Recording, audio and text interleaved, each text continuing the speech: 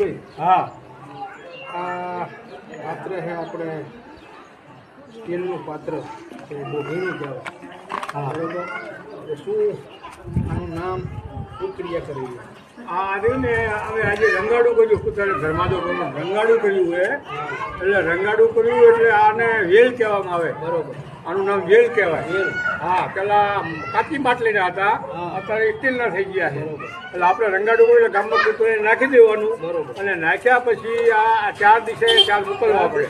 4 ગામડા હોય અહીંયા મોકલવા મોકલવા આપણે. આપણે. મોકલવા એટલે આપણે આ લઈને ઝાપે ઉભા રહે એટલે ગમે એ ગામનું ને કે તમારા ગામમાં વેલ પહોંચાડી દો. બરોબર. એટલે એ લઈ જાય અને ધાર્મિક માણસોને આપી દે. બરોબર. પછી એ લોકો અહીંયા રંગાડું કરે બરોબર. અને રંગાડું કરીને એમને 4 દિવસે 4 મોકલવાના આવે.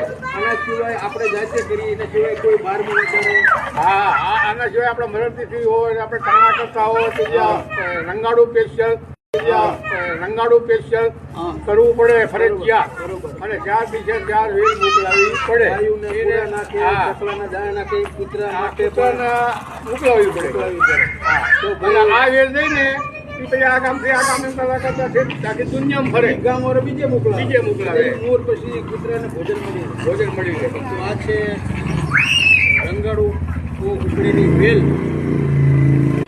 હાલું ને